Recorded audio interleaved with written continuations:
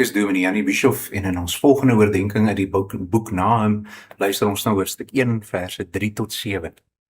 Die Here is lankmoedig, maar groot van krag, en nooit laat die Here ongestraf bly nie. Sy weg is in warrelwind en in storm, en wolke is die stof van sy voete. Hy dreig die see en maak dit droog, en laat al die riviere opdroog. Basan en Karmel kwyn weg, en die groenigheid van die Libanon verwelk. Die berge bewe voor hom en die heuwel smelt weg, en die aarde rys op voor sy aangesig, ja die wêreld en almal wat daarin woon. Wie sal stand hou voor sy grimmigheid, en wie sal bestand wees teen die gloed van sy toorn? Sy gramskap word uitgegiet soos vuur, en die rotse word stikkend geruk voor hom. Die Here is goed, 'n toevlug in die dag van benoudheid, en hy ken die wat by hom skuil. Baie van ons, dink ek, het al 'n donderstorm van naby beleef. Jy ervaar die spanning wat opbou in die lug, die skielike verblindende lig, die oorverdowende slag wat jou tot in jou binneste laat bewe. Op sulke oomblikke besef 'n mens hoe klein en weerloos jy is. Jy soek instinktief skuiling, want jy weet jy kan nie teen die krag van die natuur standhou nie. Nahum gebruik in ons teks soortgelyke beelde om iets van God se grootheid vir ons te wys. In hierdie verse sien ons hoe die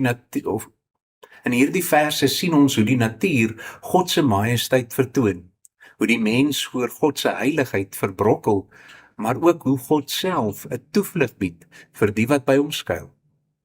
Nahum beskryf God in hierdie verse op 'n geweldige wyse. Die Here is lankmoedig, ja, maar hy is ook almagtig, en hy laat nie die sonde ongestraf bly vir ewig nie. Om dit te onderstreep, gebruik Nahum beelde uit die natuur wat die mense van sy tyd onmiddellik verstaan het. Wanneer 'n Assiriese leer op pad was in hulle menigtes, was die eerste teken 'n groot stofwolk op die horison. Dit is gevolg deur 'n gedreun wat geklink het soos 'n naderende storm, soos die soldate se voete op die grond klap. Nahum sê egter, God is nie net soos die storm nie.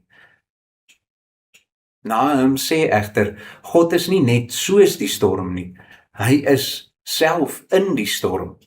Die wolke is die stof van sy voete. Hy staan ver bo sy skepping verhewe.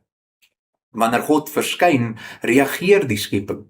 Die see en die riviere droog op, vrugbare streke verdor, berge bewe, heuwels smelt weg.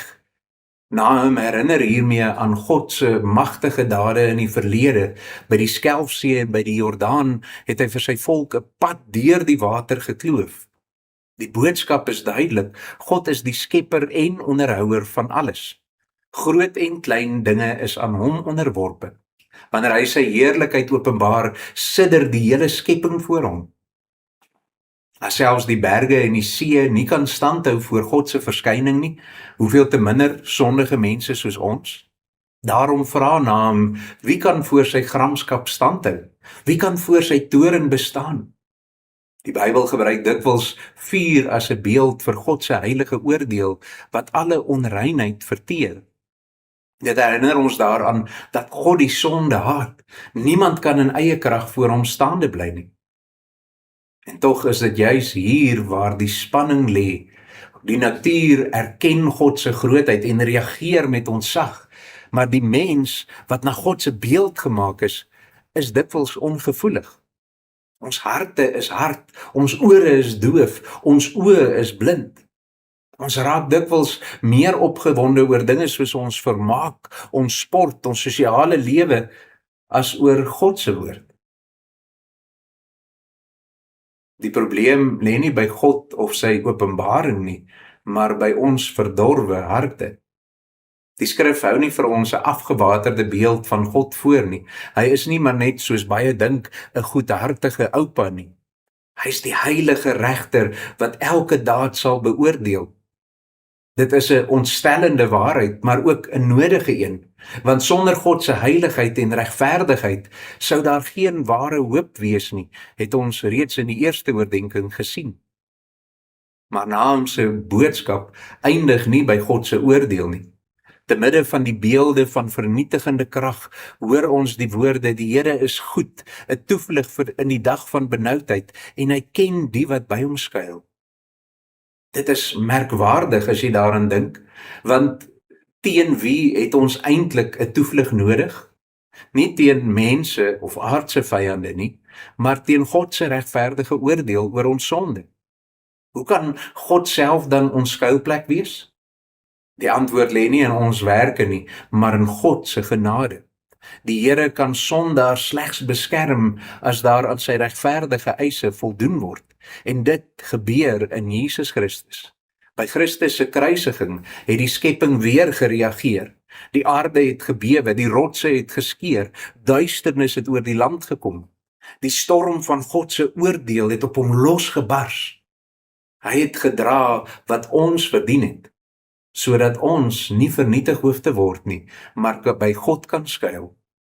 In Christus word God se heiligheid nie afgewater nie, maar volkome bevestig en bevredig. En juist daarom kan God goed wees vir die wat in hom glo. Die kruis is ons enigste skuilplek teen die dag van oordeel. Ja, die dag van die Here kom soos 'n vreesaanjaende storm. Niemand kan dit keer nie. En die vraag is nie of die storm kom nie, maar waar sal ons wees wanneer dit losbars? Buite Christus is daar geen veiligheid nie, maar in hom is daar vir ons 'n vaste toevlug. Laat ons dan nie van God af wegvlug nie, maar juis na hom toevlug. Want slegs in Jesus Christus word die heilige en vreesaanjaende God ons liefdevolle Vader en ewige skuilplek. Kom ons bid saam. Here onse God, ons erken u grootheid en ons eie kleinheid. Ons bely dat ons dikwels ongevoelig raak vir u heiligheid. Dankie dat u in u genade aan ons 'n skuilplek bied. In Jesus Christus leer ons om by hom te skuil, om u te vrees en te vertrou, totdat die dag kom wanneer ons veilig voor u sal staan. Amen.